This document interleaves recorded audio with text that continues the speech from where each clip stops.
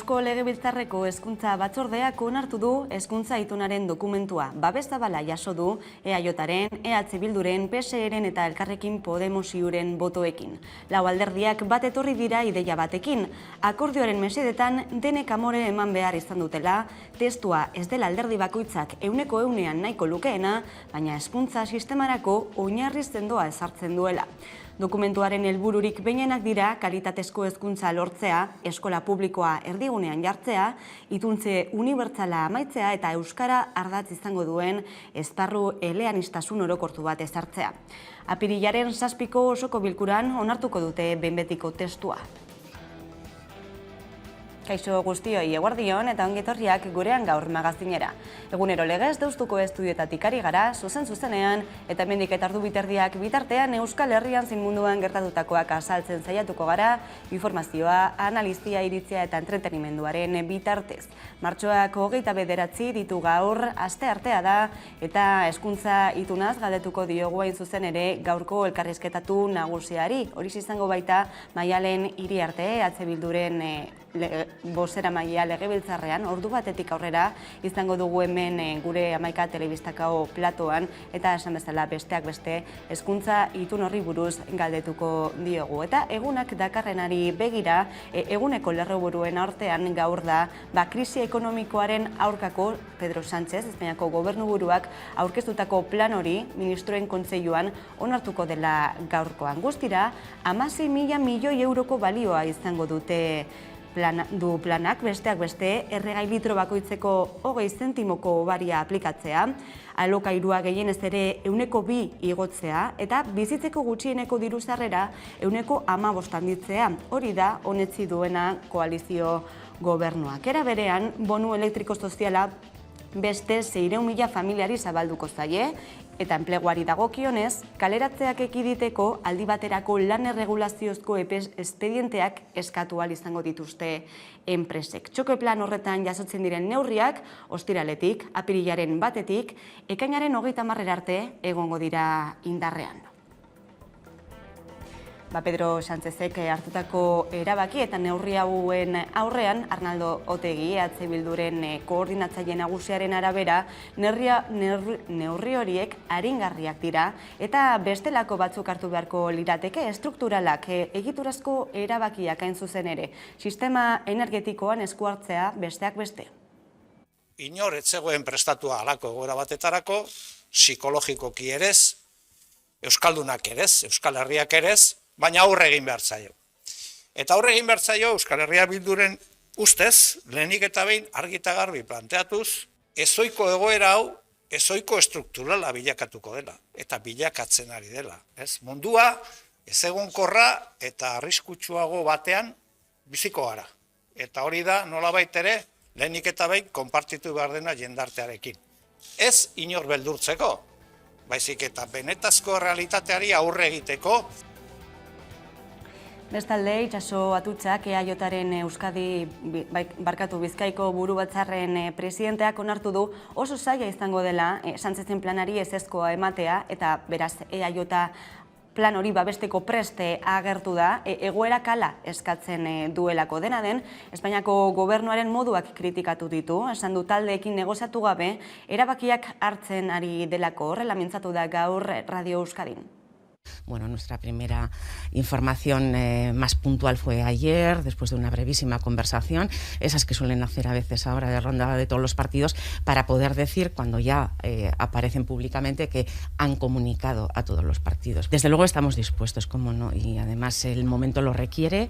Es muy difícil, una vez más, decir que no a un... Bien, bitartean Rusiaren eta Ukrainaren ordezkariak gaurkoan ere bildu dira Istanbulen suetena adostea helburu. Goizean goiz hasi da bilera eta bihar izango du segida. Ateak itxita egingo badute ere. Erdogan, Turkiaren presidentearen arabera, Vladimir Putin eta Volodymyr Zelenski Errusiako eta Ukrainako presidenteekin hartu emanetan jarraitzen du bitartekari lanak egiteko. Eta Pablo González euskal kazetaria Polonian duela hilabete atxilotu zutenetik Free Pablo kanpainari ekin dio, kazetari talde batek prentsa askatasuna eta baita ere Pablo Gonzálezen askatasuna aldarrikatzeko. Espioitza egotzita, oraindik ere Pablo González ezin izan du ezta senideekin, ezta bere konfiantzazko abokatuarekin harremanetan izan. Desde el 28 de febrero, en su familia, nadie, ni yo, ni sus hijos, ni su madre, hemos podido hablar con él. Free Pablo. Pablo libre, Free Pablo, Pablo Ascatú. Free Pablo. Free Pablo. Free Pablo. Free Pablo. Free Pablo. Free Pablo. Free Pablo. Free Pablo. Free Pablo. Free Pablo. Free Pablo.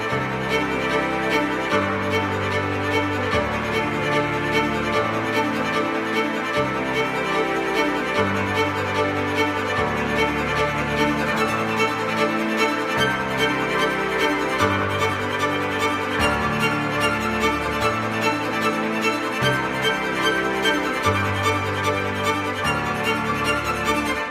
Pablo. Eta gai ez aldatuta, hizkuntza eskubideen urratzen 1200 salaketa inguru jaso zituen iaz behatokiak duela gutxi kaleratutako txostenean adierazten duenez. 2020tik 2021 ia 4,5 egin du gora kexa kopuruak. Horietatik gehienak administrazioan izandako hizkuntza eskubideen urraketei dagokie eta gainerakoak sektore sozioekonomikoan izandakoei. Eusko Jaurlaritza da kexa gehien bildu duen administrazioa, 282, eta horren ostean Nafarroako gobernua dator, 159 kexarekin. Sektore pribatuan berriz, merkataritza gune handiek eta saltoki kateek bildu dituzte kexa gehien. Hain zuzen ere, behatokiak kaleratutako azken txosten horri heltzeko pantailaren beste aldean daukagu Agurne Gaubeka, hizkuntza eskubideen behatokiaren zuzendaria da bera. Eguerdion. Kaixo, eguerdion. Aipatu dugu, ezta? Barne bildu dituzuen ikerketa eta salaketa guzti horien artean, kexa gehienak administrazioan eman direla, eta gehien bildu dituen administrazioa izan dela Eusko Jaurlaritza, horren ostean Nafarroako gobernua dator. Zenolako irakurketa egiten duzue?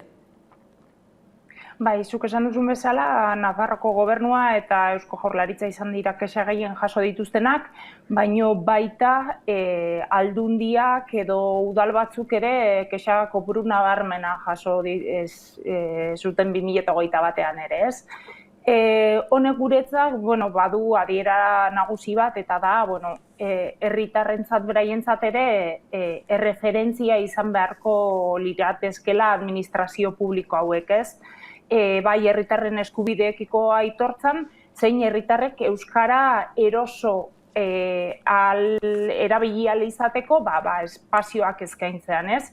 Aldiz ikusten ari gara, eskubidearen alde aktiboa eta pasiboa ez dituztela berdin lantzen, ez? Azkenean zuk zerbitzu bat euskaraz eskaini ahal izateko alde aktiboa ere lantu behar duzu, ez? Aktiboa eta pasiboa esan dugun bezala. Eta horietan, adibidez, lanpostuek ez dituzte, oraindik hainbat lanpostu dituzte, hizkuntza eskakizunak edo euskara menperatzen ez dutenak, eta beraz horrek ondorio nabarmenak izaten, ondorio nabarmenak dituzte herritarrek euskara erabili ahal izate horretan, ez? Baita ere, behatokiak arreta berezia jarri duzue osasungintza publikoan, ezta aurreko urtean, pandemia betean, hainbat eta hainbat kexa jaso zituelako Osakidetzak ere? Bai, hori da, azkenean, herritarre beraiek ere ulertzen dute osasungintzako urraketek badutela, garrantzi berezia, ez? Ari gara hizkuntza eskubideez, baino beste eskubide bat ere tartean dago, da osasun, kalitatezko osasuna izateko eskubidea, ez? Eta horri erabat lotuak daude hizkuntza eskubideak. Adibidez, Ipar Euskal Herrian herritarrek pixka bat profesionalen borondatetasunaren menpe dago euskarazko arreta osasungintzan jaso ahal izatea. Nafarroan ere salatu dugu hainbatetan profesionalen 85% baino inguruk ez dutela euskarazko gaitasunik, eta beraz euskarazko arreta jasotzea batik bat legeak ezarritako eremu mistoan edo ez euskaldunean ia ezinezkoa egiten zaiela herritarrei. Eta gero bestalde, EAN ere hor badaudela hutsune nabarmenak, ez? Aurreko astean uste dut Osakidetzatik aipatu zuten profesionalen 50% inguruk euskarazko beharrezko maila bazutela edo beraien lanpostuetan ezarrita zuten maila, baina horrek adierazten digu ere beste hainbat lanpostutan ez dagoela euskarazko gaitasunik duen profesionalik, ez? Eta, herritarrek helarazten dizkiguten urraketetan ere hori nabarmenki azaleratzen da. Gainera, pandemia edo COVID-ari lotuta ere ikusi dugu sisteman dauden aldaketa guztiek nola baldintzatzen duten euskarazko arreta hori, ez? Eta EAen bertan herritarrek euskarazko arreta nahi dutela adierazita edukiarren, hainbatetan esaie euskarazko zerbitzu hori bermatzen, ez? Orduan nik uste dut hor hutsunen nabarmenak daudela osasungintzan ere, eta datu bat ematearren, ez? Pasaren astean adierazten genuen Nafarroan adibidez 79 pediatra daude, eta euskarazko nahitaezkotasun hori 7 pediatrak bakarrik dute, ez? Eta horietatik gainera 6 eremu euskaldunean daude. Hau da, Iruin herrian adibidez pediatra bakarra dago euskarazko zerbitzuak eman aldituena, ez? Aipatzen duzun moduan, salaketa hauek agerian uzten dute alde batetik Euskal Herriko egoera desberdinak euskararen arlo horretan, eta baita ere euskaraz bizi ahal izateko dauden zailtasunak, ez? Orain 1200 salaketa inguru, 1200 kexa inguru izan dira, esan beharra dago baita ere, 20 urte baino gehiago daramatzazuela ikerketa hauek egiten, hizkuntza eskubideen urraketak biltzen, hobeto esan da, zenolako balantzea da 20 urte hauetan? 20 urtetan milaka izan dira, ez, behatokira jo duten herritarrak, zanez eskubideak urratu zaizkiela. Baina hortik arago, eta nik uste zifretatik arago, badela zerbait garrantzitsua, eta da, urtetan errepikatu izan direla behin eta berriz urraketa berdinak edo antzekoak. Ez? Eta gainera, badakigula non dauden hutsuneak, baina hutsune horiei aurre egin ahal izateko eta herritarrak zerbitzuak euskaraz eroso jaso ahal izateko neurri eraginkorrak hartu beharrean jarraitzen dela irizpide eta erabaki berdinekin, ez? Esan nahi dut adibidez, jarraitzen dira irizpideak eta neurriak markatzen hiztun kopuruaren arabera, euskarazko hiztun kopuruaren arabera, eta ez eskubidea bermatzearen arabera, ez? Adibide argi bat jartzearren, ez dakit Osakidetza edo bestelako erakundeek egiten dutena, ez? Ez dituzte neurri berdinak hartzen Gasteiz batean edo Donosti baten. Edo Nafarroan ez dituzte neurri berdinak planteatzen Elizondorako edo Iruinerako edo Tuterarako, ez? Eta aldiz guk esaten duguna da, herritar batek berdintasunean, administrazio batetik, zerbitzuak berdintasunan jaso ahal izateko, eskubide berbera beharko luke toki batean egon edo bestean egon, hiztun kopurua, egungo hiztun kopurua bat izan edo bestea izan, ez? Eta aldiz ikusten dugu, hartzen diren erabakiek, hortik aldenduta daudela, ez? Espero dugu datorren urtean egingo duzuen bilketa horretan salaketare gutxiago izatea. Agur Negau Beka, eskerrik asko gaurkoan gurean izateagatik. Eskerrik asko zuei. Eta gaizalatutan, gogoratu igandean, Usansoloko herritarrek Galdakotik beristeko bozketa izan zutela. Parte hartze handia izan zen, 63%koa, eta boto emaileen gehienak, 91,5% Usansolo herri bilakatzearen alde egin zuela. Egunak emandakoa bildu dugu minutu batean.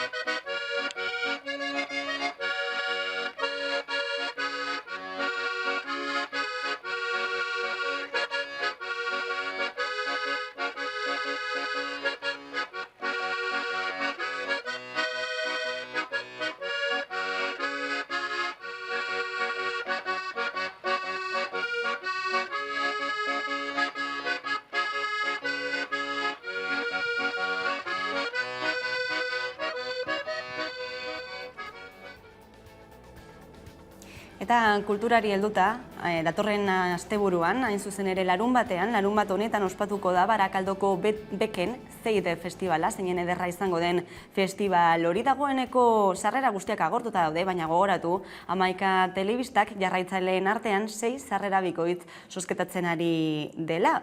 Horren bitartez, Instagramen bitartez parte hartu dezakezue, animatu.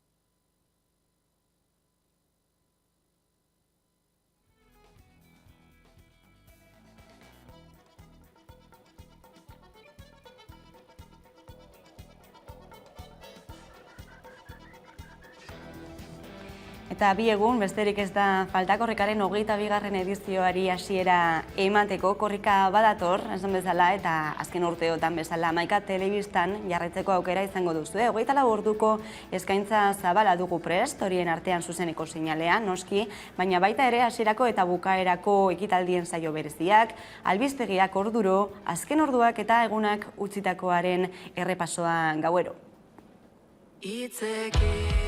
Korrika badator, eta azken urteetan bezala gurekin jarritzeko aukera izango duzu. Zauden tokian zaudela, 24 orduz etengabe. Martxoaren 31an Amurrion izango gara saio berezia. Baita bukaeran ere, apirilaren 10ean Donostian. Zuzeneko seinaleaz gain, orduz ordu korrika albistegiak eskainiko dizkizue 11ak. Bidali bereziekin konexioak, korrikaren azken orduak eta aipatu beharreko guztiak. Iluntzean, korrika kilometroz kilometro saio berezia egunak utzitako onenarekin. Eta nola ez, korrika kantuz kantu atal berezia. Korrikako kantuen errepasoa protagonistekin batera. Eta ez ahaztu, korrika22.11.eus webgune berezian duzuela guztia. 24 orduko zuzenekoa eta kilometroak banan ikusi, deskargatu eta nahi duzuenari bidaltzeko.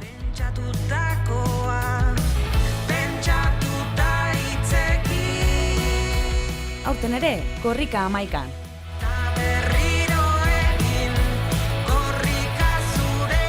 Amaika. Euskaraz, gertutik eta konfiantzaz. Eta lehentxeago gogora ekarri dugu, igande honetan Usansolotarrek Aldakotik bereizteko egin duten bozketa hori, hain zuzen ere Inigo Hernando Galdakako alkatearekin bat egingo dugu, egun horretaz hitz egiteko. Kaixo, eguerdion, Inigo? Eguerdion, Leirea. Esan bezala, azkenean Usansolo udalerri independentea izatea bozkatu zuten herritarrek, igande honetan, modu ofizialean egin den lehen bozketa honetan, zailtasun, zenolako balorazioa egiten duzu, jaso duen erantzunaz? Parte hartze datu dagokionez, udalaren balorazioa ona da, positiboa. 73ak parte hartu eban, eta zentzu horretan positiboki baloratu behar dugu. 73ko parte hartze handia, zabala, esan beharra dago, eta gainera horien artean, 80 baino gehiagok baiezkoa eman zuen desanexio horri, Galdakotik bereizteko prozesu horri. Dena den emaitza ez da loteslea izango, orain Bizkaiko Batzar Nagusiek erabaki beharko dute, baina Galdakoko alkate bezala, prozesua aurrera eraman duzuen horretatik, eta baita ere segregazio prozesu horren biderak eta buruzko memoria eta ikerketa egin duzuen aldetik, zer da Bizkaiko Batzar Nagusietara egiten duzuen eskakizuna? Prozesu hau 2008ko urtarrian ofizialki hasi zen osoko bilkuraren oniratziagaz, eta 2 urte egon gara memoria hori lantzen, Bizkaiko Foru Aldundiko teknikarekin batera. Bertan hainbat gai aztertzen ziren, bideragarritasun ekonomiko, juridikoa, soziologikoa, eta zentzu horretan memoriak argi ondorioa estatzen eban, zelan baldintza guztiak betetzen ziren, foru aldundiak ezarritako baldintza guztiak betetzen ziren. Eta garrantzitsuena, galdakao bat, Usansolo barik edo balizko Usansolo independente bat, biak ala biak bideragarriak izango zirela, arazo barik, inolako kalte barik egon barik zerbitzuetan edo eta horrezte maila ekonomikoan, adibidez. Horren ostean, foru aldundiaren araudia jarraituz, aukera geneukan domekako galdeketa ez lotesle hori egiteko, eta uste gendun oso garrantzitsua zela Usansolotarren ahotsa entzutea eta ariketa demokratiko hau gauzatzea. Memoria bilduta beraz, ikerketa prozesu hori aurrera eraman da, baita ere Usansolotarren ahotsa jasota, baiezko borobila. Orain esan bezala emaitzaren zain, Bizkaiko Batzar Nagusien ebazpenaren zain, ez dakit noizko espero duzuen edo eta denbora tarterik dakizuen? Izatez, geuk 2 urte geneuzkan hause egiteko, udalaren inkizuna betetzeko. Pandemia egon zanez horre 3-4 hileko geldialdi bat egon zan administratiboki, horreitik 2008ko urtarrian hasi eta ointxe amaitu dugu. Eta ointxe dena igorriko dugu, domekako emaitzak igorriko dugu ze aldundira, memoria jada igorrita dau. Eta uda baino lehen, hori aurre ikusten da, Bizkaiko Foru Aldundiko sail edo dagokion sailak bere txosten juridikoak egin barko dauz, eta batzar nagusietara eraman, antxe eztabaidatu eta bozkatua iziteko. Bazen egongo gara beraz berriei, Usansolo urte hauetan zehar eskatu bezala Bizkaiko 113. udalerria izatea lortzen ote duen. Inigo Hernando, mila esker gurean izateagatik. Eskerrik asko zeue, Leirea. Eta apirilera begira ere jarri behar gara, izan ere aberri eguna zain dugu. Mundu zabalean aberri eguna ospatzeko keinuak plazara ateratzea ditu du, batera ekimena osatzen duten herritarrek. Diaspora izango da aurtengo protagonista, besteak beste, lehen aberri egunetik 90 urte betetzen direnean, eta baita ere, Amaiurgo gudutik 500 urte bete diren honetan.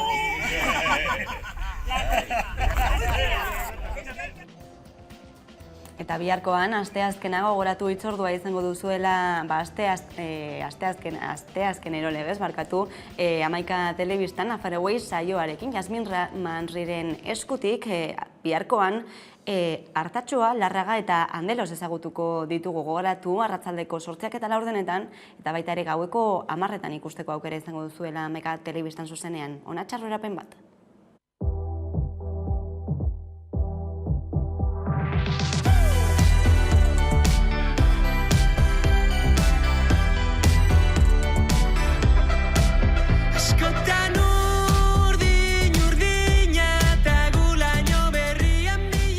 Bueno, ongi etorriak Anteloseko erromatar irira.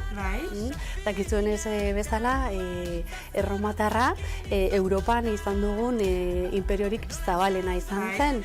Eta noski orain dela 2100 urte inguru erromatarrak Euskal Herrira iritsi ziren ere bai.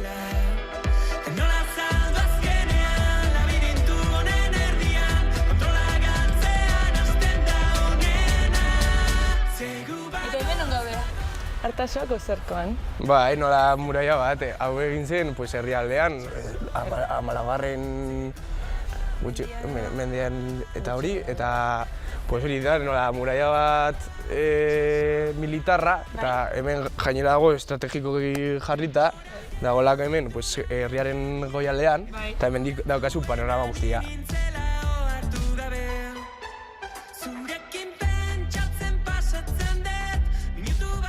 Behintzat nik ikusten diot simbolismo berezia plazari. Euskararen inguruan egin ditugun ekintzak urtetan zehar, askotan hemen antolatu ditugulako, eta gero udal mailan euskararloan eman diren aurrera pausuak edo, hori, plaza honetan udala den eraikin horretan eman direlako.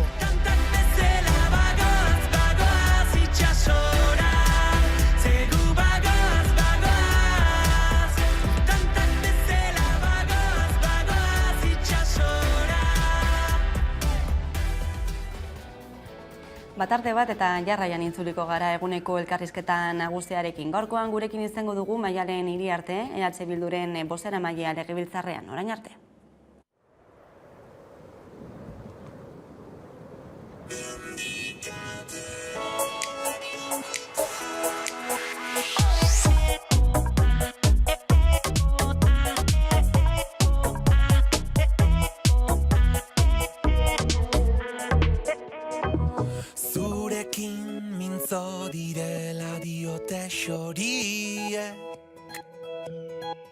Esan zer kanta egin dizuten.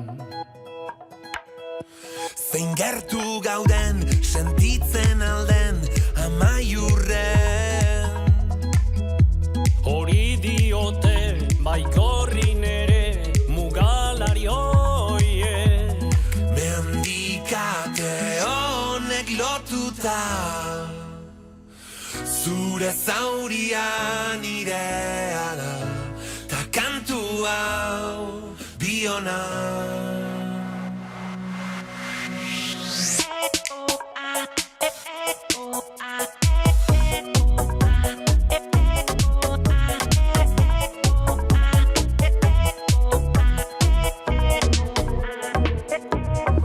Erkidetasunaren bozera maile, Xoriak mugaren bestalde. Jantzia dute doinu dotorez gaztelu gatxe. Testari dute larrumpera ere kantu lirainez. Mendikate honek lotuta, zure zaurian irea da, ta kantu hau biona. Itxasargia testigu da,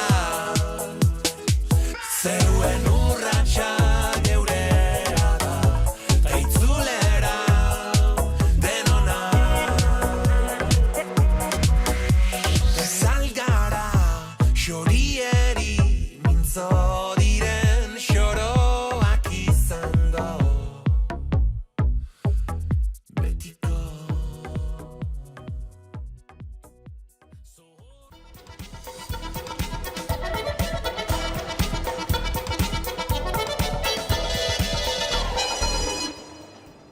Eta egunero legez, eguneko elkarrizketari tarte irekiko diogu, eta horretarako gaurkoan gurekin dugu Maialen Iriarte, EH Bilduren bozeramailea legebiltzarrean, eguerdi honetan ongi etorri. Mila esker. Duela gutxi egunotan, hezkuntza batzordeak onartu egin du, gehiengo osoz hezkuntza itun hori, 4 indar politikoen arteko akordio horri herri akordioa deitu diozu. Aurrekari itzela dela baita ere aipatu izan duzu, beraz, planteatzen zenutenetik ikertu dagoela pentsatzekoa da? Euskal Herria Bilduk argi esan du, gure eredua euskal hezkuntza publiko eta burujabea dela. Eta horretan lan egingo dugula eta bide hori urratu nahi dugula. Horren lekuko, bai Araba, Bizkaia eta Gipuzkoan egin dugun lana, eta bai atzo bertan Nafarroan aurkeztu genuen ekimena, iruditzen zaigulako hezkuntza oro har Euskal Herrian ataka batean dagoela eta urratsak eman behar direla eraldaketarako. Araba, Bizkaia eta Gipuzkoan lortutakoari dagokionez, egia esan guk genituen helburuetatik ildo nagusiak edo gure ustez azpimarragarrienak direnak bertan jasota daude eta horregatik uste dugu emandako urratsa garrantzitsua dela eta guk markatutako eskola publiko burujabe euskaldun horren bidean dagoela. Herri akordioi dagokionez, begira nik duela 6 urte Euskal Herria Bilduren gonbiteari baiezkoa esan nionean aurrez aurre izan nuen politika mundutik kanpo bizi izan danarentzako edo niretzako behintzat oso erakargarria zen proposamena, eta izan zen herri akordioena. Eta ni iritsi bezain laister Euskal Herria Bildurekin batera hasi ginean hori aldarrikatzen herri honek aurrez aurre dituen erronkei erantzuteko nahita nahiezkoak zirela herri akordioak, eta eskua luzatu genien momentu hartan bai Eusko Alderdi Jeltzaleari eta bai Elkarrekin Podemosi ere. Momentuan ez zuen arrakastarik izan, orain mundu guztiak hitz egiten du herri akordioez, baina nik esaten dudana da, garaian ereindako hasiarrek lehenengo frutuak eman dituela, 4 alderdiren artean egindako akordio garrantzitsu bat dela, eta herri honek badauzkala sekulako erronkak, eta seguru gaur bertan ere hitz egingo ditugula, eta erronka hoiei herri bezala, herri honetatik eta herri honentzako eman behar zaiela erantzuna. Aipatu duzu ditun horrek barne biltzen dituen oinarriak, behin behintzat, horiek dira segregazioarekin amaitzea, baita ere laikotasuna bermatzea eta euskara ardatz izatea. Hemendik aurrera, behin adostasun hori lortuta, zintzuk izango dira erronkak? Erronkak izango dira, hain zuzen ere, akordio honetan barne bildu ditugun xehetasun guzti horiek eta behar baldin badira xehetasun gehiago legera eramatea.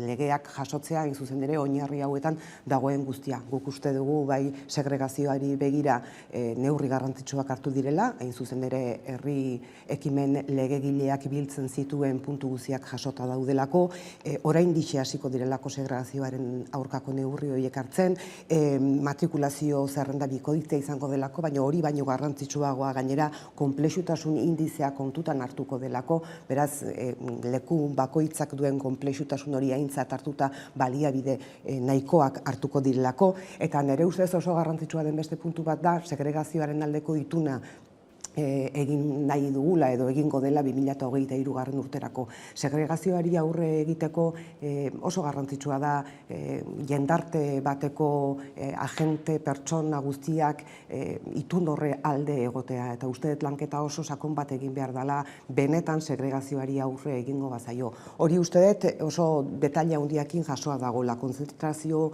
unibertsalari dagokionez, zehazten dira kriterioak euskal hezkuntza zerbitzuko parte izateko, ze neurri behar dira, beraz txekezuriak amaitu dira, beraz doakotasuna erreala izango dela bermatzen da, euskarari dagokionez, B1 eta B2 maila helburu bezala jartzeak neurri batean urrats oso handiak ematera behartuko gaitu, eta gainera inguru soziolinguistikoari erreparatuta bakoitzean behar diren neurriak hartu eta neurriak jartzera eta helburua jarria egoteak ere ezartzen du bide bat oso argi uzten duna, eta laikotasunari buruz LOMLOEk ezartzen duenaren minimoa da gure maksimoa, baina burujabetzaz ere hitz egingo dugu gaur elkarrizketan zehar, seguru nago, eta burujabetzarik ez dugu, beraz Espainiako gobernuak duen lege horren baitako minimoa da jasotzen duguna, eta baita Espainiako estatuak Vatikanoarekin daukan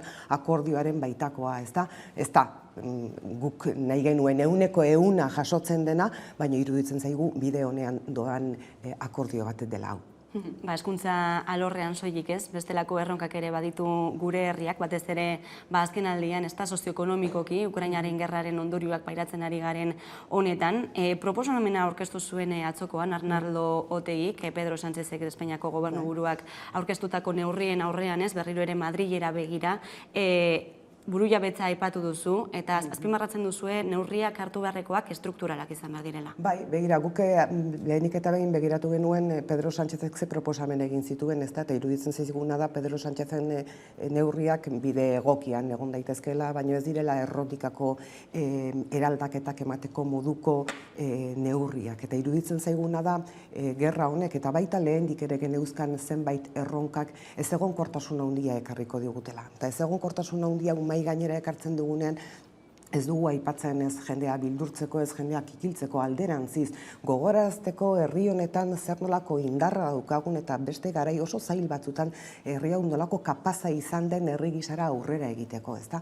Eta zentzu horretan, batetik guk foro sozioekonomiko baten aldeko apustua egin dugu oraingo honetan, pandemian ere esan genuen erronka handi bat genuela esku artean eta erronka horri aurre egiteko inteligentzia, herriaren inteligentzia batu behar zala, ezta? Inoretzegoela soberan. Eta orain honetan, foro sozioekonomiko bat aldarrikatzen dugu, alderdi politikoekin, sindikatuekin, enpresariekin, unibertsitatearekin, herri honetako inteligentziarekin ditugun erronkei nola erantzun asmatu ahal izateko eta asmatze hori partekatua izateko, gero ere partekatua denean gizartearen laneltik hobeto jasotzen delako, ezta?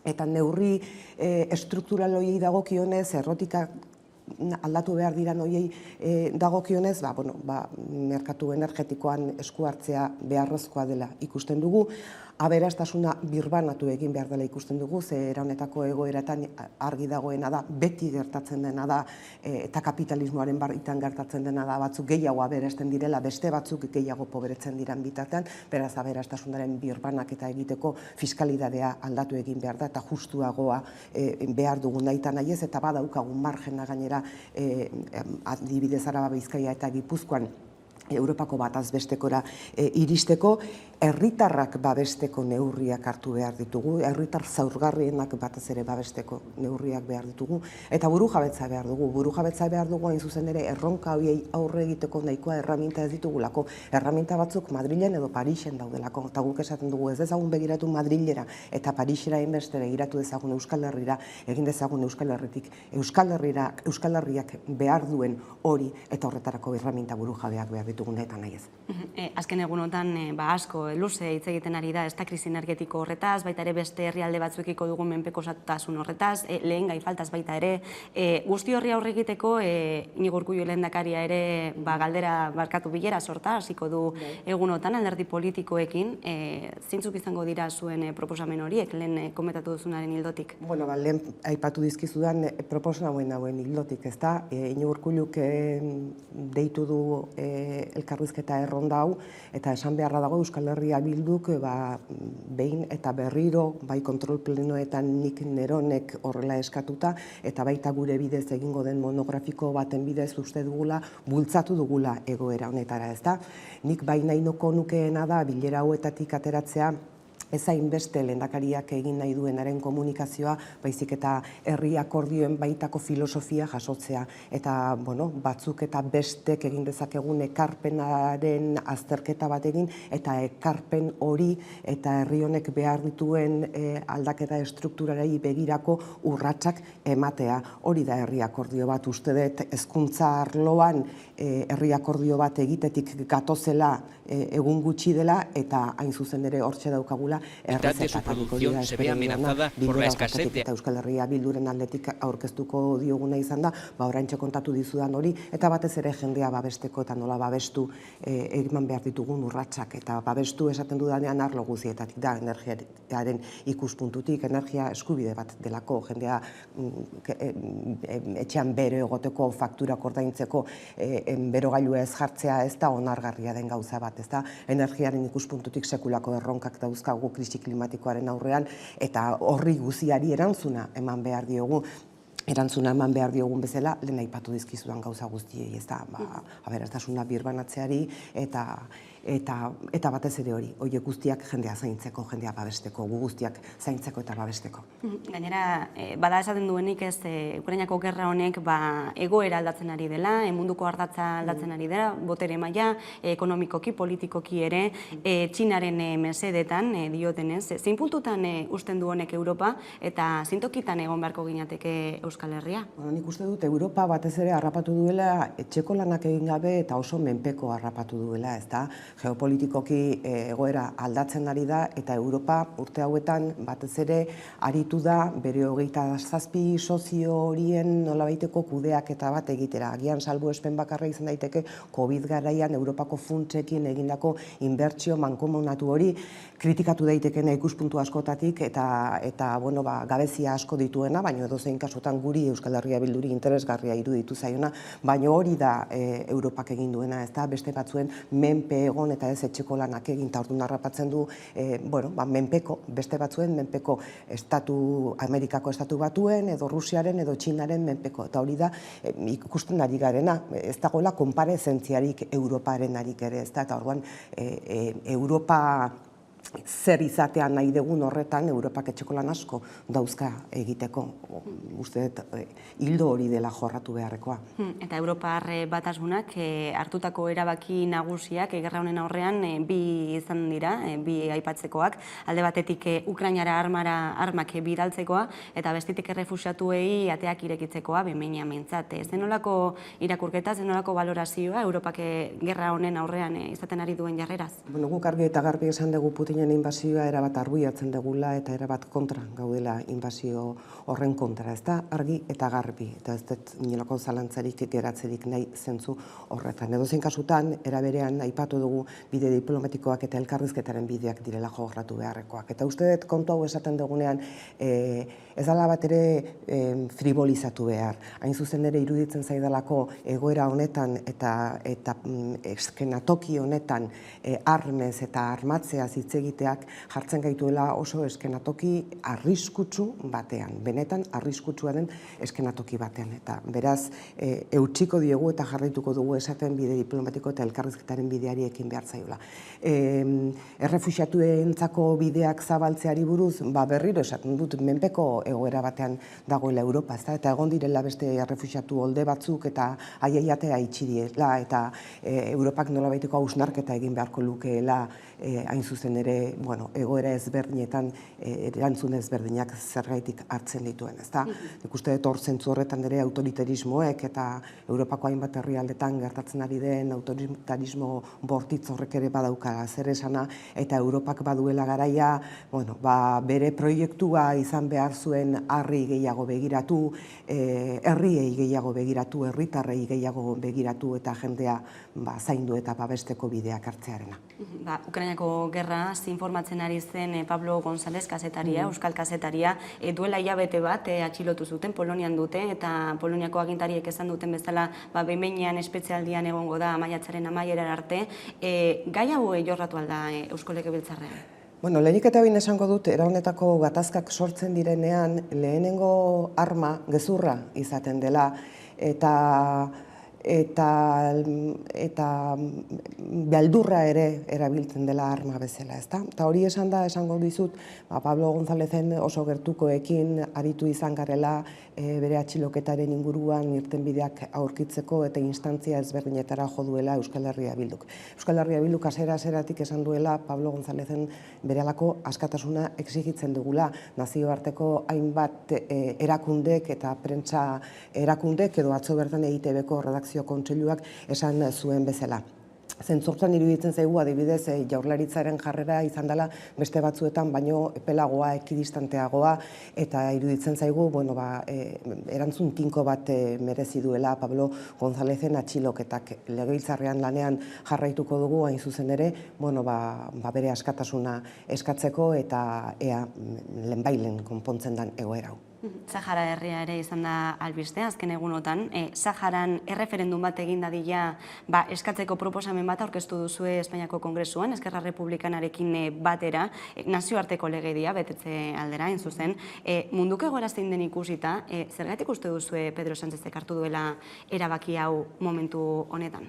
Pentsatzen dut interes ekonomikoengatik hartu duela, eta seguru aski ere Espainiak bere etxeko lanak aspaldi egin gabe dauzkalako, eta iruditu zaiolako hau zela bere burua zentroan jartzeko nolabaiteko neurri bat, eta traizioa egin dio Saharako herriari, traizioa handia eta oso larria, zuk esan dezun bezala, guk Eskerra Republikanarekin batera erreferendum bat egiteko proposamena egin dugu Espainiako Kongresuan, Saharako herriak daukalako bere etorkizuna erabakitzeko eskubidea, Saharako herriak bakarrik daukalako bere hitza eta erabakiaren bitartez bere etorkizuna erabakitzeko eskubidea, eta gainera nazioarteko erakundek ere horrela babestu dutelako. Luze doan egoera oso zail bat bizi du Saharako herriak, eta bada garaia demokratikoki nire ustez gabezia handiak dituzten neurriak hartu beharrean Sahara herriari hitza eta erabakia emateko. Alde bakarrez hartutako erabakia, Pedro Sánchezek hartutakoa? Alde bakarrez, notizia eman zan gisara gainera, Marokok helarazi zuen albiste bat, bere sozioekin hitz egin gabea, investidura blokearekin are gutxiago, egiteko moduak dira, nik bat ere konpartitzen ez ditudanak, berak ikusiko du zer eta nola ari den lantzen bere etorkizuna, izan daitekelako beste era batera, ez da, edozein kasutan, batez ere interesatzen zaidana da, esan dizudana Saharako herriari egindako traizioa. Horrelako erabakiak hartzen dituenean Moncloak, Euskal Herria Bilduk birplanteatzen du bere babesa? Euskal Herria Bilduk permanenteki aztertzen du Espainiako gobernuak egiten duena, hori argi eta garbi, eta behin eta berriz esaten dugu Espainiako gobernuari guk txeke zuririk ez diogula emango. Hori argi eta garbi, are gehiago gure exigentzia maila handituz eta gehituz joango dela alderdi independentistak garen neurrian, eta alderdi independentistak garen neurrian iruditzen zaigulako gure herriei, estaturik gabeko herriei ere plurinazionaltasuna eta alakoak aldarrikatzen dituzen alderdien aldetik erantzun bat eman behar zaiela. Beraz, gure exigentzia gora joango da, eta gure txekeak ez dira zuriak inondik inora, eta permanenteki errebisatzen ditugu gainera. Gurera itzuliko gara, memoriaz ere hitz egin behar dugu, izan ere duela 40 urte, torturaren ondorioz hil baitzen Oiartzungo medikua, Esteban Muruetagoiena hain zuzen ere, lehen errekonozimendu instituzionala egin zen aurreko asteburuan, larun batean, Oiartzunen bertan, biktimen aitortzaren bidean zein balorazio egiten duzue? Begira, gu beti esaten dugu, biktima guztiek egia aitortza eta erreparazioa behar dutela. Eta argi dagoena da, biktima batzuk egon direla ahaztuak eta abandonatuak. Abandonatuak hau, hain zuzen ere, zenbait biktimek bere errelatoa egiterakoan Euskal Herria Bilduri esandakoa da, abandono sensazio horrena. Eta uste dut guztiok behar dutela aitortza eta errekonozimendua. Muruetagoienaren kasuari dagokionez eta Euskal Herrian izandako beste milaka eta milaka torturatuei dagokionez argi uzten dutena da tortura sistematikoa izan dela Euskal Herrian, eta momentu honetan kartzelan urte asko betetzen ari diren hainbat eta hainbat persona preso ere beraien testimonioak torturaren ondorioz egindakoak direla, eta horrek herri benetan demokratiko batean eskandalua sortu behar luke. Espainiako estatuan sortzen ez duen bezala, eta Euskal Herrian hainbatetan sortzen ez duen bezala. Eskandalua sortu behar luke, eta bide gehiago eta tinkoagoak eman hain zuzen ere egoera horri erantzuteko. Eusko Jaurlaritza egiten ari den lana nik oso balioan jartzen dut. Balioan jartzen dudalako besteak beste, orain dela, 60 urte torturatu zituzten personen lekukotasunak hartzen ari direla. Baina hori izugarria da. Izugarria da, torturatuak izan ziren personei, eta oso gertutik ezagutzen dut, berriro ere tortura hura gogora arazi behar izatea, eta 60 urte eta gero adin handiko personak kasu batzuetan hortik pasatu behar izatea. Hortik hasi eta orain dela urte gutxira arte, ezta? Beraz, uste dut oso hausnarketa serioa egin behar dela herri honetan izan diren sufrimendu guztiez eta guztiez esaten dudanean, guztiez esaten dut, eta guztientzako aitortza eta reparazioa, eta elkarbizitza eta bakerako bideari ekin behar zaiola, korapilatu gabe beste hainbat gauzatan, egindakoaren mina onartu, gertatutakoa onartu, eta herri honek badauka eskubidea elkarbizitza eta bake bide bat jorratzeko. Eta esango nuke gizartea gainera aurretik doala zentzu horretan. Egia, justizia eta reparazioaren bide horretan, Espainiako Kongresuan ere proposamen bat aurkeztu zenuten, martxoak 3ko sarraskia ikertzeko batzorde bat eratzeko, azkenean bertan bera gelditu da, PSOE, Ciudadanos, PP eta Voxen kontrako botoekin, ebazpen hori espero zenuten? Bai, zoritxarrez hala espero genuela esan behar dizut. Partido Socialista Obrero Español Espainiako regimenaren alderdi bat da, eta Espainiako regimenaren alderdi bat izan da. Eta izaten jarraitzen duenez, eta demokratizaziorako urratsak ematen ez dituen bitartean, ez du utziko inondik inora regimen hori jausten. Eta amnistia legeari helduko dio nola edo ala, eta ez du utziko regimena jausten. Benetan urrats demokratikoak emateko gaitasuna balu, elitzateke hau gertatuko. Eta bitartean martxoaren 3ko biktima horiek berriz ere sekulako mina hartu dute, hain zuzen ere, gertatutako sarraskiarri etzaiolako argirik eman nahi. Gaiz aldatuta, euskaraz ere hitz egin behar dugu, izan ere hizkuntza behatokiak txosten bat kaleratu du, aurreko urteko kexuak biltzen dituena, eta hizkuntza eskubideen urraketen lotutako intzidentziak hasi direla adierazi dute, gehienak administrazio publikoan eman direla nabarmendu dute. Zenolako neurriak ikusten dituzue beharrezkoak horrelakoak gertatzen jarraitu ez izateko? Intzidentzia hasi da, eta gainera esango nuke alor batzuetatik edo gune batzuetatik lotsa ere galdu dela, ez da, entzun behar diren esplikazioen aurrean, zez batgarren hizkuntza zailena den euskera eta alakoetan, ez da, pudoren moduko bat galdu eginda eta edozer gauza entzun beharrean gaude euskaldunok. Egunero, bai administrazio publikoan eta bai leku guztietan gure eskubideak urratuta sentitzen ditugun euskaldunok. Nik ikusten dudana da, herri honetan badagoela gehiengo sozial izugarri bat euskararen alde dagoena. Eta egunotan, korrikak erakutsiko du hain zuzen ere ez da nolako gehiengo izugarria garen euskararen alde gaudenak, ez da? Uste dut gehiengo sozial izugarri horren arnasak bultzatu behar gaituela gehiengo politiko batek herri honi euskaraz bizi nahi dugun guztioi euskaraz bizitzeko bermea ematera eta mundu guztiari euskaraz bizitzeko aukera paregabea ematera, ez da? Eta arnas hori berriro ere sentitzea denbora egun gutxi barru oso garrantzitsua izango da, seguru nago beste behin ere herritarrak aurretik doazelako, korrika egiten hasteko prest daudelako. Egun gutxi esan duzu, 2 egun besterik ez da falta, hilaren 31an hasiko baita korrika Amurriotik, Donostera bitartean, 22. edizioa, gainera pandemia tarteko batzeratu izan behar izan dena, beraz gogotsu ez da, horri ekiteko ere. Egia esan oso gogotsu, niretzako korrika oso unkigarria da, egia esan behar dut lekukoa hartu izan dudanetan, sentitzen dudan emozioa, ez dakitagian hemen bakarrik ulertuko didaten zerbait da, ez da Euskal Herrian bakarrik ulertuko didaten zerbait, baina ikaragarria da, baina hortik arratago lehen esan dizudana, azken baten erakusten duela herri honetako, euskararen herri honetako, Euskal Herria honetako, 7 lurraldez osatutako herri honetako jendearen bulkada zein dan euskararen alde, ez da? Eta nik nahiko nukeena da, korrika amaitzen danean indar hori guztia, metatu dugun indar hori guztia ere politikoki metatu alizatea eta herri honi euskaraz bizitzeko bermea emateko, aukera emateko, eskubidea emateko ekintza bihurtzea. Hitzekin.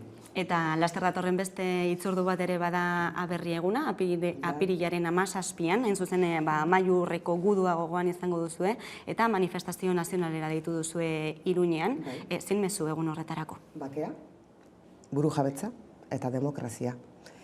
Uste dugu bizitzen ari garen egoera mundial hau, ez da, zibilizatorioa ere esango nuke, ezegonkortasun egoera hau, ez dela egun batetik bestera aldatuko eta geratzeko etorri dela. Eta bake aldarrikapena egin behar dugula, hain zuzen ere, bat ere frivolitaterik gabe iruditzen zaigulako horixe dela jorratu beharreko bidea, espaldin badugu mundua aurkitu nahi izugarrizko eskalada, izugarri arriskutsu batean, ezin diegu gure ondorengoei bizitza hori utzi. Bestalde batetik demokrazia, hain zuzen ere herriek duten hitza eta erabakia errespetatzea eta autoritarismoen aurrean eta egun bizi dugun egoera honen aurrean autoritarismoa errezetatzat duten horiei erakustea beste bide batzuk ere badaudela, jendea babestuz, herriak babestuz egingo ditugunak. Eta buru jabetza horiek guztiak egiteko erremintak behar ditugulako. Guk herri libre bat izan nahi dugu, guk herri libre bat aldarrikatzen dugu, gure askatasuna da, esaten dut nik sarri askotan, ez da? Baina ez da hori bakarrik, askatasuna delako jendeak izatea egunero kalefazioa pizteko aukera, askatasuna delako feminismoa, askatasuna delako aberastasuna birbanatzea, askatasuna delako demokrazia gehiago, eta hori da aldarrikatuko duguna. Maialen Iriarte, Euskal Herria Bilduren bozera maila legebiltzarrean, mila esker gaurkoan Hamaika Telebistara gerturatzagatik. Mila esker zuei, arratsaldeon. Eta tarte bat eta jarraian ekingo diogu eguneko solasaldiari. Gaurkoan gurekin izango ditugu Maialen Ferreira eta Carmelo Landa. Orain arte.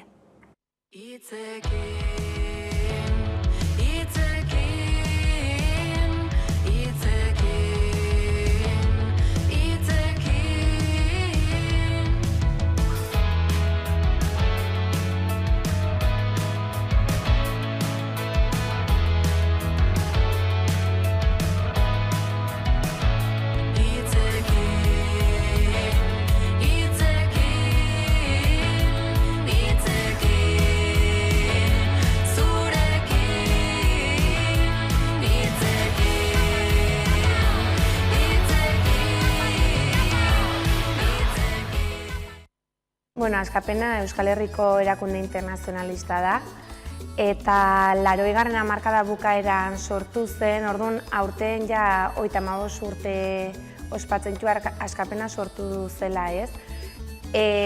Igual kontestualizatzeko importantea da kokatzea hemen Euskal Herrin internazionalismoan gorakada bat eman zela, batez ere iraultza sandinistakin, El Salvadorreko iraultzekin, ez?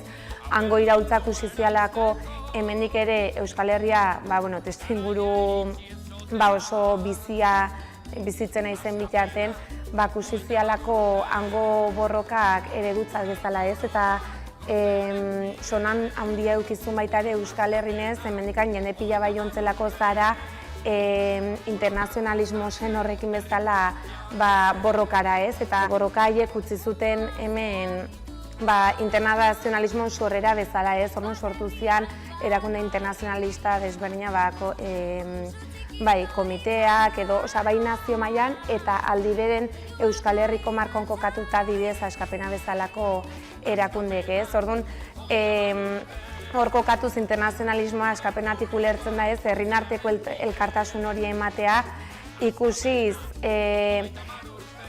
herri baten askapen prozesun, ez?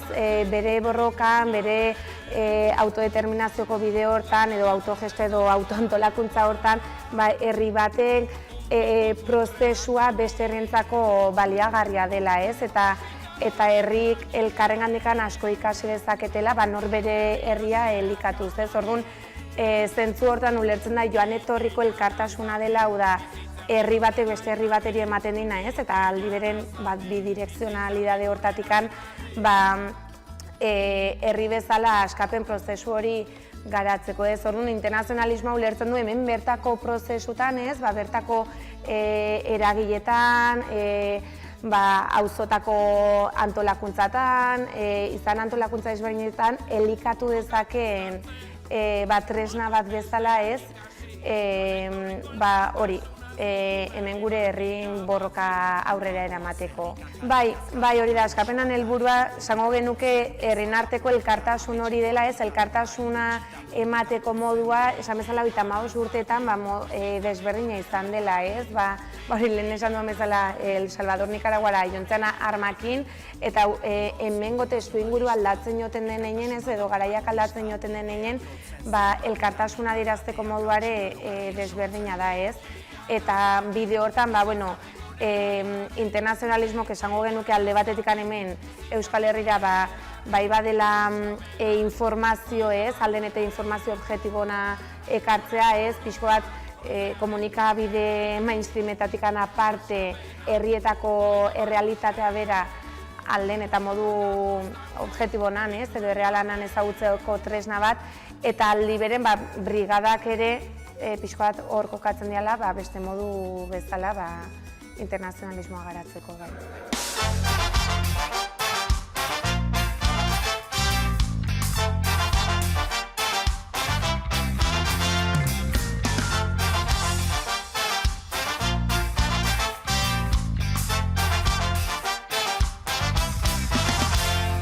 Brigadak esan bezala Euskal Herrin irekik dira, nahi duna apuntatu liteke, baina brigadan zentzua da hemen Euskal Herrin lanen nahi den jendea, hau da izan liteke auzo elkarte baten lanen egotea ez, edo mugimendu feministan, edo sindikatu baten, edo gazte mugimendu baten, edo jendek elikatzea ez, edatea bidaian zehar, oso bidaian aberasgarrik dira ez, eta bertan ikasten dutenakin gero onera ekartzea eta norbera bere eremun jarraipena ematea ez. Orduan, brigadak kokatzen da formazio bat bezala ez, pixko bat ikuspegi internazionalista hori txertatzea, ulertuz borrokak ere Euskal Herrin eman litezkela ez, hau da mundu aldatzeko ez dugula urrutira joan bar baizik eta badaukiula nola hobetu gure mundua, gure realitatea hemendikan bertan, ez? Orduan, brigadak dira nola esatearen bidai bat, gero arrasta handia uzten dula bueltakon, eta hemen lanen seitzeko hortan. Brigadak, esango nuke askapena betitikan izan ditula, naiz eta urte batzutan gora bera keonez, eta urtero brigaden helmuga ere desberdina izan dela. Bino, oain, azken aldin hori COVID-agatik 2 urtez geldik egon duga, eta aurten berriz ere retomatuko txu.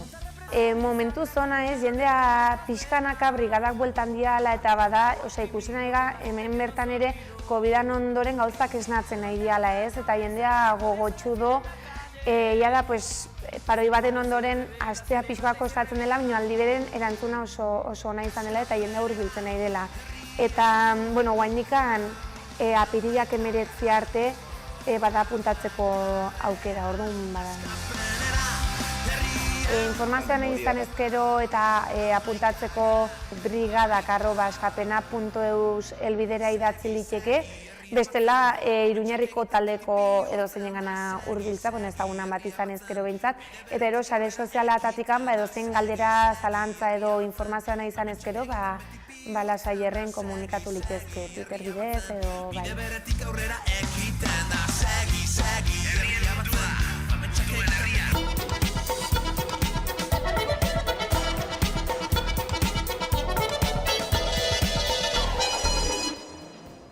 Egunero legez, solasaldiari ekingo diogu, eta horretarako gaurko solaskideak ditugu, alde batetik Maialen Ferreira, eguerdion. Eguerdion. Eta bestetik Carmen Oranda, ongi etorri. Eskerrik asko. Hezkuntza ituna hitz egiten hasiko gara, izan ere atzokoan onetsi zen hizkuntza itun hori, 4 alderdi politikoen baiezko botoarekin, EAJ, EH Bildu, PSE eta Elkarrekin Podemos IU, 4 alderdiek gainera akordioaren garrantzi hori nabarmendu nahi izan dute, apirilaren 7an bozkatuko da behin-behinean testu hori osoko bilkuran, hilabeteko eztabaidaren ondoren ez, eta gora berak hemen ere mahai honetan komentatu ditugunak, azkenean akordio zabala lortu da, gai honetan, zen iritzi duzue akordio honekiko? Nik uste dut orain hasten dela benetako eztabaida. Esan edo, nik ez dut uste komeni da nik halako gai sakon eta gizarte osoari eragiten dioten gaietan, eztabaida mugatzea parlamentuko ordezkarietara. Nik ez dut uste hori horrela izan behar duenik. Orduan, nik egin duten akordio hori proposamen bezala hartzen dut, baina nik uste dut aztertu behar dugula sakon gizarte osoan. Da ni neuk egia esan, daukadan esperientzia, urtetako esperientziatik hezkuntza sisteman, nik badauzkat, elementu batzuk hor mai gainean jartzeko, ez da. Azteko, nik ez dut uste hezkuntza sistema bezalako edo hezkuntza osasun sistema gizartean oso garrantzia handia daukatenek, artikula daitezkenik alderdien arteko ikamikak eta puntu nik hau eman, zuk hau hartu, arkitektura hori ez da egokia nik uste dut. Nik uste dut batetik horretan dakitenek, esperientzia daukatenek hitz egin behar dute, euren iritzia oso kontutan hartu behar da. Eta gero helburuak, ez da. Nik ez dakit hor aztertu den, ni nahiko nuke, gainean ipini gauza da, zein da hezkuntza sistema batek Euskal Herrian, hau da Euskal hezkuntza sistema batek eki behar duen ezaugarritzea, zein da. Eta hortik hasi eta hortik gero ondorioak atera. Da nik ez dut uste bat datorrenik, behintzat nik ezagutzen dudanagatik horra adostu duten testuekin, da jarrera batzukin, ez? Eta, nahi baduzu hasiko gara detailean komentatzen, baina hor nire usterako Euskal hezkuntza sistemak eduki behar dituen ezaugarrien artean dago, Euskara izatea hizkuntza. Sistema horretan hizkuntza, eta horretarako inmersio plan bat behar da, hor ez da aipatzen, murgiltze planik ez da aipatzen. Egiten da alako enkaje bat, alderdi diferenten artean, da esaten da, B2 maila, baina gazteleran ere bai, eta hasi beharko ginak ikusten, zeintzu diren arauak batenak eta bestearenak, hemen gaztelera inposatu egiten da, edota frantsesa, eta euskara ez da inposatzen. Euskarari ez zaio maila bera ematen, ez da, Euskal Herrian. Hortik hasi beharko ginak, ez? Gero kurrikuluna, non egiten da kurrikuluna?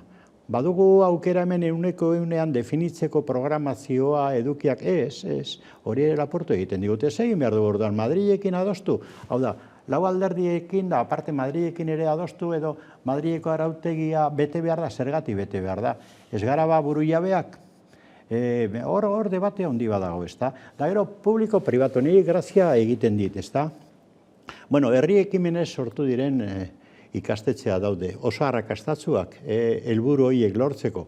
Oraintzu sari berezi bat eman diote Etxepare Lizeora iparraldean, Baionakoari, ez da, eta murgiltze sistema erabiltzen du, gaina batzilerrean.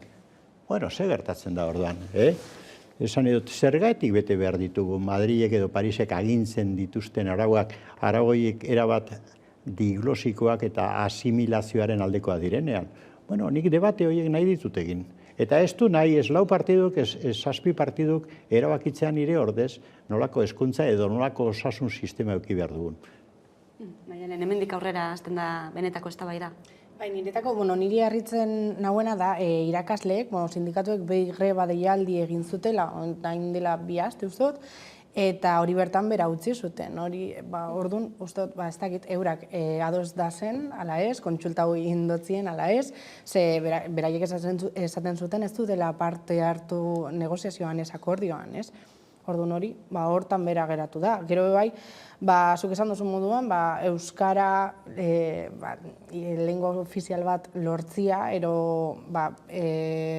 edozein ikasle bere familiaren jatorriaz aparte euskaraz mintzatzia, hori lortzia bai zaila da, eta hori ez da lortu orain arte. Gero bai, niri, segregazio sexuala, supuestamente kendu behar dute, hainbat eskola oraindik da Samen Bilbon, olako bereiziketak egiten dituztela, hori ez dakit zelan kontrolatu behar duten. Eta laizismoaren asuntua, kapitulu horrek esaten dau, ezin dela erlegioa alda emun, asignatura bat moduan, baina ezin da adibidez otoitzegin, eta alako mezuak bidaliez, eta egiten nari da. Orduan, ez dakit zelan kontrolau behar duten hori, ez dakit araua jarri, vigila, ez dakit, baina hori bai, zaila izango da jartzia, ez? Nik uste positiboan jarriko bagina eta hasi aztertzen Euskal Herriari dagokion hezkuntza sistema zein izan behar den, seguruen ados jarriko ginateke gehiengo handi batek gizartean, ez parlamentu batean edo bestean baizik eta gizartean. Nik argi behintzat daukat nire aldetik hezkuntza osoa eskola eta unibertsitatea hezkuntza osoa hemen izan behar dela publikoa, laikoa, bertokoa, Euskal Herrikoa, kurrikulunak hemen antolatuta, eta inolako diskriminaziorik egiten ez duena, sexuen arabera, ez beste eseren arabera. Nik uste baldintza horietan ados jarra gaitezkeela seguruen gizartearen ehuneko handi bat. Gero hori gauzatu egin behar da. Eta hor badaude, nik uste dut, kanpotik inposatutako elementu batzuk nik kuestionatu nahi ditu. Esate baterako gaur entzun diot ituna egin duten horietako, alderdi horietako buruzagi bati, Podemoseko buruzagi bati, entzun diot esaten, hemen bi hizkuntza babestu behar dira, zergatik. Nik ez dut bat ere hori gaztelera babesteko. Niretzat gaztelera hemen hizkuntza inposatu bada. Konstituzio Espainiarrak behartu egiten gaitu guztiok gaztelera ikastera, nik uste hizkuntza guztiak jakitea ona dela, baina nik ez dut onartzen hemen gaztelera euskararen mailan jarri behar dugunik. Nik uste du populazioak nahi badut, hala nahi duela uste dunik, beste edozein herritan bezala, Katalunian katalana, Alemanian alemana, Euskal Herrian euskara izan behar dute hizkuntza tokikoak, eta hor dago elebitasunaren konzeptu hori, ez dakit ziria sartu digute horrekin, nik ez dakit zergatik orain arte ontzat eman izan den, nik uste dut hori asimilaziorako tresna badela.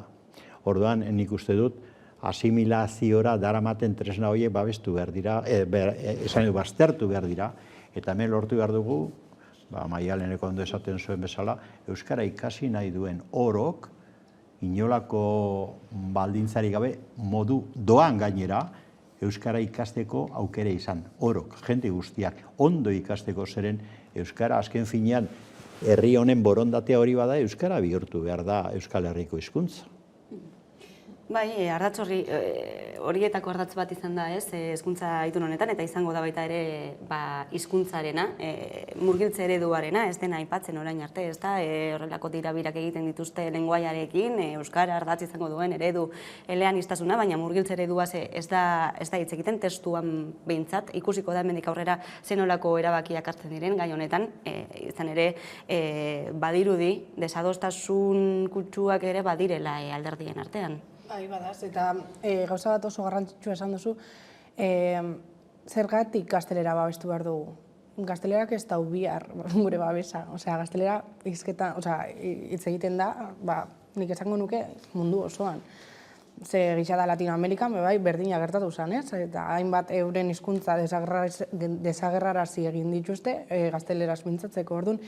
Ni adibidez gaurko izian egonaz Miren Agur Meabe idazlearekin, elkarrizketa bat egin diot, eta berak esaten dut, pena handiz doiala Bilbotik, ikusten kartel guztietan, taberna guztietan, denda guztietan, beti dana gazteleraz dagoela, ez? Eta berak esaten dut, eske nire ustez txartu egin dugu gauza bat, eta da ez dugula lortu jendeak euskara maitatzia. Osea, badaz, euskaldun asko, eta euskaldunak asko maite dugu gure hizkuntza, ez?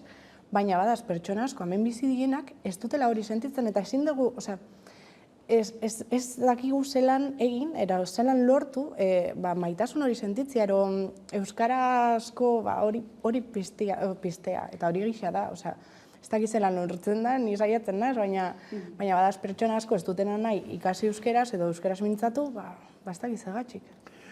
Bueno, nik uste dut maitasuna edo euskararen aldekotasuna behintzat, salbuespenak edongo dira, noski, hemen Franco Bilbora sartu zenean, biztan da, berarekin ekarri zuen aldra bat euskararen etxaio amorratu azirela, ez da, eta horietako, askotxo hemen gelditu ziren, biztan da, ez da. Baina oro har, nik uste dut euskal gizartean, euskararen aldekotasuna badagola eta nagusia dela, uste dute, hori neurtu daiteke, baina badagola. Orain, beste kontu bat da, ze aukera daukan jenteak euskara ikasteko, ondo ikasteko eta doan ikasteko. Da hori esai ipintzen da, nik uste dut hori bai dala gobernuen dagintarien obligazioa. Bilbon, zuk esan duzu, eta Miren Agur Meabe laguna dut, eta berako oso ondo ezagutzen du Bilbo, eta esan duen hori egia da. gertatzen zaigu Bilbon ez dagoela euskal paisaiarik, eta Bilbon jende euskaldun asko bizi gara. Ni egunotan ari naiz, ibilaldiak egiten Bilbon zehar, hain justu ere argitara eman dudan liburu baten arira ez da, Gabriel Aresti, Bilbon dabil Gabriel Aresti, eta ikusten du jende asko dagoela euskalduna eta euskaraz ondo egiten duena. Baina aldiz paisaia erdalduna da. Noren ardura da hori? Lehenengo udalarena. Hemen ordenantza argi batzu behar dira, beste toki batzutan egiten ari dira. Bilbon zergatik ez dago ordenantza argi bat. Nik ikusten du Bilboko plaza barrian, taberna askotan, ez baten askotan, kartelak eta ipinita, gazteleraz da inglesez. Aizu, zer, orain hasi behar gara gaztelera eta inglesa babesten, eta euskara no babestuko du Euskal Herrian. Nik uste dut hor, erantzunkizun da ardura handia daudela. Ni ez diate balio alderdiko gailurren arteko konponenda horiek. Nik nahi dut euskararekiko hizkuntza politika bestelako bat, ez hau orain dagona. Euskara, jendeari aukera eman behar zaio euskara ikasteko. Ni egon nintzen, adibidez, herrialde frantses du baten, frantses hiztuna, eta berehala eman zizkiaten eskolak doan, eta ikasi nuen frantsesa oso ondo, doan eman zizkiaten, da joan nintzen da ikasi nuen. Ni frantsesa maite dut, bai, esan daiteke maite dudala, gaztelera ere, bai, nik ez daukate zer gaztelaren kontra, baina eskatzen dudana geure herrian, Euskal Herrian, euskara izatea bertoko hizkuntza, da horretarago medioa jartzea. Da horretarago medioerik espada jartzen niri konponenda hauek ez diate zertarako balio. Ostegunean bertan hasiko da 22. edizioa, korrikaren 22. edizio hori, pandemiaren ondoren atzeratu izan behar izan zena, gogotsu zaudete, Karmelo, zu ere korrika egingo duzu horten? Nola ez, begira, entrenatzen ari naiz. Ni lehenengo korrikatik nabil, horretan, ibili nintzen, da gainera komunikazio bulegotan egon izan naiz, karrera osoa ere egin izan dut, da benetan esperientzia zoragarria da. Korrika animatzen da lan egiten bertan, ibili izan naiz, urte gutxiago neukanean, eta adorea handiagoa hori egiteko, baina orain noski egingo ditu kilometra bai Bilbon da bai ean nire herrian, ez da, egingo ditut. Nik uste hor agertuko dela beste Euskal Herri osoan, zenbat eta zenbat dagoen euskara garatzearen alde, baina bitartekoa behar dira, beste hizkuntza politika bat. Hau da, hizkuntzak errealitate komunitarioa dira, ez dira gizabanakoaren esku dagoen zerbait. Hori ere faltzukerioa da, baina edatzen da batzutan, ez, geure borondatez ez. Hizkuntza da errealitate komunitario bat. Da komunitate osoan ipini behar dira bitartekoak, jendea nahi badu euskara ikasi, doan eta berehala ikas dezan. Baina, zu nondik ibiliko zara? Ni Arrasatetik, justo jai daukot ostiralian, eta primeran etortzen zaitze bestela, ezingo nuke. Justo Arrasatetik pasatzen da Amabisa kaldera, Amabisa kaldera. Eta justo lan, normalian lan egongo nintzateke, baina txe jai daukot, orduan. Gogotsu, ez? Bai, asko. Eta korrika egin ezin baduzue, badakizu ez da, Hamaika Telebistatik jarraipen berezia egingo dugula, egunero, 24 orduz, eguneko albisteak, zuzeneko emisioa, guztia izango duzuela eskura, eta baita ere gure webgunean, bertan ere zuen kilometroa deskargatzeko aukera izango duzuela. Gogorarazpena besterik ez da, eta orain Usansolora begira jarriko gara, izan ere, igandean izan zuten bozketa ofiziala, izango genuke, Galdakotik bereizteko, ez? Udalerria izateko. Bizkaiko 113. hain zuzen ere, eta, nahiko parte hartzea altua izan zuen, 163ko parte hartzea, horietatik 180 baiezkoa eman zuen, desanexioaren aldeko boto hori. Entzungo dugu Inigo Hernando, Galdakako alkatea. Memoriak argi ondorioa estatzen eban, zelan baldintza guztiak betetzen ziren, foru aldundiak ezarritako baldintza guztiak betetzen ziren. Eta garrantzitsuena, Galdakao bat, Usansolo barik edo balizko Usansolo independente bat, biak ala biak bideragarriak izango zirela, arazo barik, inolako kalte barik egon barik zerbitzuetan edo eta horrezte maila ekonomikoan, adibidez. Horren ostean, foru aldundiaren araudia jarraituz, aukera geneukan, domekako galdeketa ez lotezle hori egiteko, eta uste gendun oso garrantzitsua zela Usansolotarren ahotsa entzutea eta ariketa demokratiko hau gauzatzea.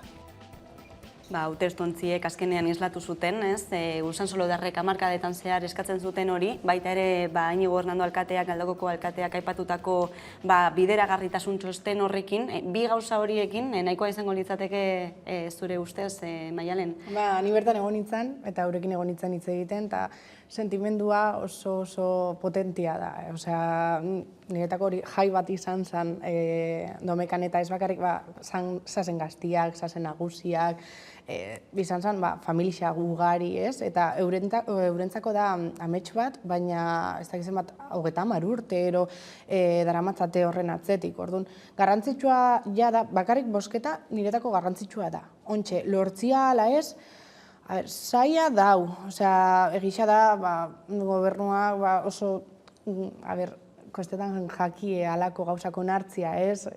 Baina, bueno, badakit, itxaso herria, Gipuzkoan, behar saiatu zen bereizten, independentia izaten, eta ez zagoen lortu, baina gauzia da, justo itxasok zaukola, ez dakit, 200 bat biztan, lehero gutxi hau. Hemen ja, 4.000 bai, bajo, alako herrixak badaz.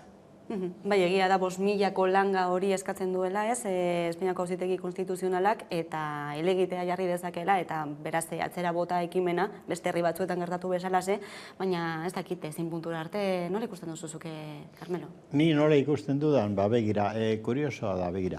Usansoloko herriak nahi du, udal propio bat izan. Populazioaren 90%-ak horren aldeko botu ematen du, gainera parte hartze oso handian, 63%, uste dut, eta modu demokratikoan erabat, ez da. Bizkaiko arauek baimentzen dute hori. Non dago arazoa, berriro ere Espainiako estatua. Baina, orduan, ez da egia hemen Euskal Herrian eta Bizkaian propioki ordezkari politiko gehienak diferentzia handiz gainera abertzaleak eta hain zuzen ere burujabetzaren aldekoa direla. Bueno, historian zehar Bizkaian askotan Erdi Aroan ere pase forala deitua egiten zen, ez da, hau da, orain zergoaz, atzerakagoaz aurrera joan beharrean. Madrilek ez duelako nahi ezin dugu geure erabaki demokratiko bat hartu Usansolo baten, edo Trebiñu baten, edo Arganzon baten, edo Turtzioz baten. Esan edota, populazioak demokrazia batean ez du erabakitzen nola nahi duen antolatu. Baimena eskatu behar dugu Madrile, non gabiltza, zertan ari gara. Orduan, hezkuntza mailan ez dakin nolako akordiak egiten dituzten alderdia zer esan behar dute honetaz. Nik uste dut, en fin, koherentzia apur bat eskatu behar zaiela ordezkari politiko eta instituzionalei, eta koherentzia baldin badago, Usansolo independentia izango da, eta izango da udala. Nik zorionak Usansoloko herritarrei oso ondo egin dute, nik uste prozesu gardena, garbia, demokratikoa, arrakasta handikoa egin dute, nik espero dut, inok ezekitzea lotza, eta lotzagabekeria esan nahi dut, hori trabatzeko. Baina hori trabatzen badute ez dira bakarri Madrilekoak izango, Bertoko ordezkari politiko instituzionalek Usansoloko herriaren erabakiaren alde egin behar dute. Eta hitzakirik ez jarri. Burujabetza aipatu duzu, eskala txikiagoan edo handiagoan, eztabaida honetan zehar, eta hain zuzen ere hitzordu bat izango dugu Euskal Herritarrok gutxi barru, apirilaren 17an, aberri eguna ospatzen baita, diaspora izango da aurtengo protagonisteketako bat, eta gutxinaka ospakizun global bat egiteko, keinuak egitera deitu du berri eguna ospatzeko plataformak. Ez dakit denborarik izango dugun bideotxoa ikusteko, baina aurreko larun batean ekimen berezi bat egin zuten ere.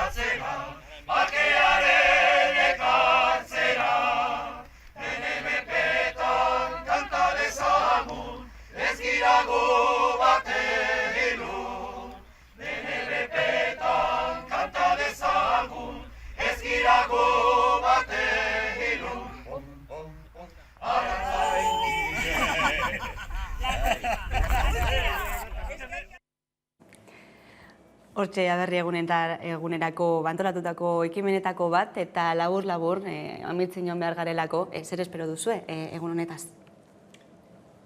Bueno, ni neuk espero dudana da Euskal Herri osoan da munduan zehar ere diren Euskaldunak ospatu barik borrokatzea nik uste dut Euskal Herriaren alde, ez da, ze borrokatu beharra dago. Borrokatu beharra dago gauzak oso larri daudelako 21. mende honetan ere. Nik uste Euskal Herriak baduela nortasuna, baduela zena, bada nazio bat, eta nazio horri naziotasun demokratikoa eman behar zaio, eskaini behar zaio. Demokratikoa esan nahi du Euskaldunok erabakita. Ni neue iparraldean egon naiz Zuberoan egun batzutaz, gero handik Iruñara joateko asmoa dut, aberri egunean. Eta espero dudana da, hori ze bai iparraldean, bai hegoaldean Euskal Herri osoan, borroka egun bezala hartzea, eta behingoz Euskal Herriak errepublika independente eta nazio soberanoa izateko pausu bat eman. Ni labur, ni egonaz 10 urte Euskal Herritik kanpo eta Euskal Herrikoa izatia da sentimentu bat, eta hori eramaten da edozein lekura. Orduan, ontxe gaur, aurten ametik ospatuko dut, eta ez da besterik, Holanda. Hortxe aberri egunerako mensu horiek ere, ezkerrik asko gaurkoan beste behin gurekin izateagatik, Maialen Ferreira eta Carmen Holanda, eta jarraian eguneko albiste nagusiak, orain arte. Euskal Herriko aktualitatea ikusteko eta jarraitzeko beste modu bat da Hamaika Telebista. Eguneroko gaiak alde batera utzi gabe, itzalean